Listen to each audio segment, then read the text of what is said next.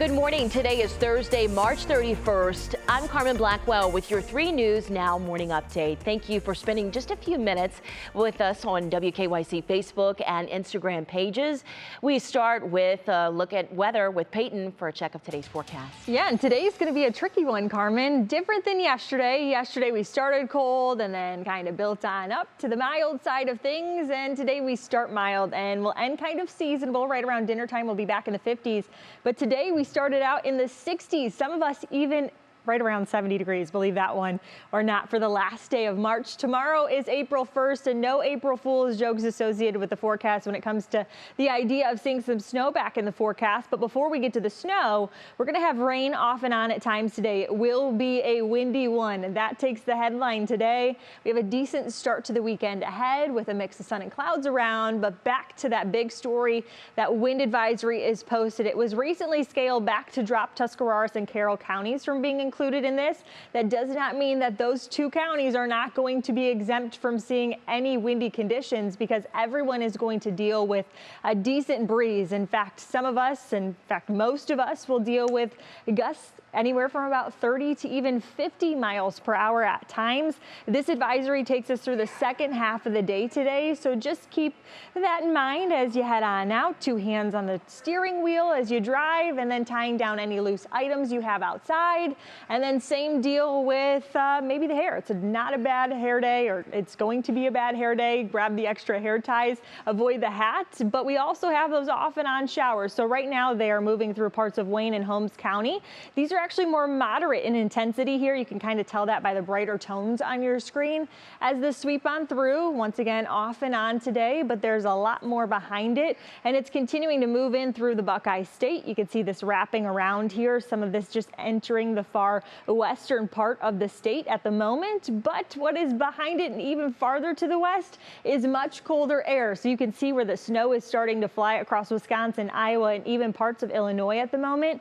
That is also on its way to us, which means our temperatures are going to continue to fall.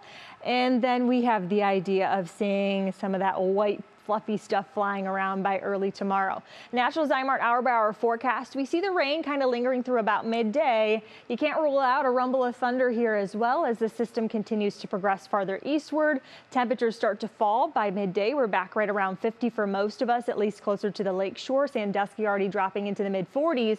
And then check out the opposite side. Ashtabula is still in the low 60s. So there will be a difference here, a little bit of a spread as we take you through your day. But nonetheless, maybe a windshield wipe from time to time as we just head closer to dinner time, that commute home. Overnight tonight, we see another chance for some quick hitting rain, and that's because temperatures are still above freezing, but we are back in the 30s at this point. And then some snowfall as temperatures drop a little bit closer to that 30-degree mark, 32-degree mark, right around freezing. And then we start to see a little bit more in the way of some lake effects tomorrow. So yes, we will see snow around for April Fool's Day, but the accumulation part of this is going to be slim to none. So there's some good news there. Union Home Mortgage extended forecast, 60s and falling today. We're back in the 30s overnight, staying in the 30s for a good chunk of tomorrow. The low 40s as a high, and then 50s right around that point for Saturday and Sunday. And then we progress right back upwards to the middle of next work week when we're back in the 60s. Carmen. All right, Peyton, thank you. Now over to some headlines. Newburgh Heights Mayor Trevor Elkins will be in court today. He's facing criminal charges for attempted theft in office and violating campaign finance laws. Cuyahoga County court records indicate he's cooperating with prosecutors and will likely plead guilty.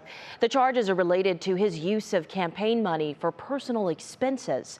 He previously admitted to using around $130,000 in campaign money that he later paid back, saying he did not realize that it was illegal. Elkins has been mayor since 2011.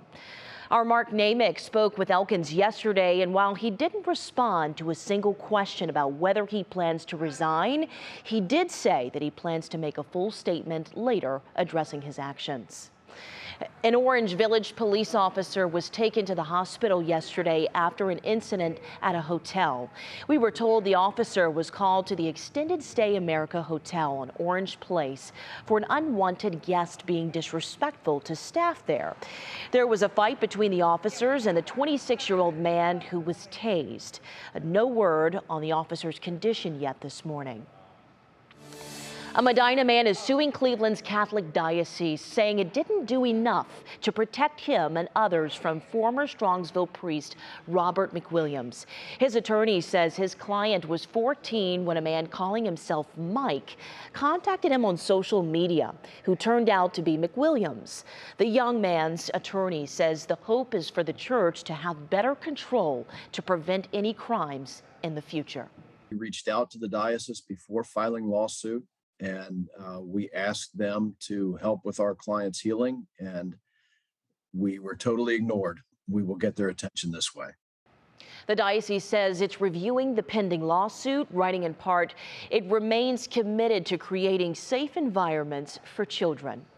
Well, here are 3 headlines to know today. It looks like Ohio's May 3rd primary is set to move ahead as scheduled. A federal court panel decided not to delay the primary for now, but the panel says it could move the primary if the state doesn't resolve its redistricting chaos by April 20th. One option would be to move the primary to August 2nd. Early voting is set to begin next week on April 5th. In the meantime, we will keep an eye on any possible changes for you. Meijer is opening 2 express gas stations, one in Brunswick and the other over in Canton. These express locations are opening in advance of new supercenters, which won't open their doors for another month now. The 24-hour stations will open beginning at 6 a.m. The Canton Police Department will launch a new technology. This is designed to improve communication with the community. Now, citizens who call 911 or complete an incident report will receive a text message to their phone with updates about the case. Canton is the first city in the state to use this type of software. Well, President Biden received his second COVID-19 booster shot yesterday. Now, this follows a new CDC recommendation that people ages 50 and older get a second booster of the Pfizer or Moderna vaccine. The president also gave an update on the status of the country's pandemic response. He is urging Congress to provide billions of dollars in COVID funding to help prepare the U.S. for another possible wave of COVID infections. We're now in a new moment in this pandemic. Does not mean that COVID-19 is over. It means that COVID-19 no longer controls our lives. That's what it means. Cases are ticking up, as we thought they might. But now, thanks to the foundation we've laid, America has the tools to protect people, all people. And to help you find these tools, the Biden administration just launched a website full of information on COVID tests, vaccines, and treatments. It's called covid.gov. Here you can search by county and see where your community level stands. Well, the Centers for Disease Control and Prevention is no longer warning travelers about the risk of getting COVID on cruise ships. The CDC removed its COVID-19 cruise ship travel health notice after more than 2 years. But that doesn't mean that the agency considers traveling on a cruise ship to be risk-free. But it will leave decisions up to the passengers themselves. Last night kicked off the Cleveland International Film Festival for the first time since 2019. People were very excited to get back in two-person, finally able to laugh and watch films together. A film called Peace by Chocolate was the opening night film. And yesterday we caught up with the director who says Cleveland is the place to be. Cleveland is such an amazing festival. I've had a film here before, and you get the chance to travel the world as a filmmaker with film festivals, and I have to say Cleveland is among once the best experiences I've had. So we're super, super excited to be opening night and have our actors join us and have everybody come out and see the film. It certainly is. Well, there are so many films to see, and if you aren't quite ready to watch them in person, you can also stream them too. Well, thank you for taking time to join me for this 3 News Now morning update. Our digital team will continue to bring you the stories making headlines around Northeast Ohio and the world. Make sure you continue to check our social media pages and WKYC.com throughout the day. I'm Carmen Blackwell, and I'll see you tomorrow morning on Go starting at 4:30. Have a great day.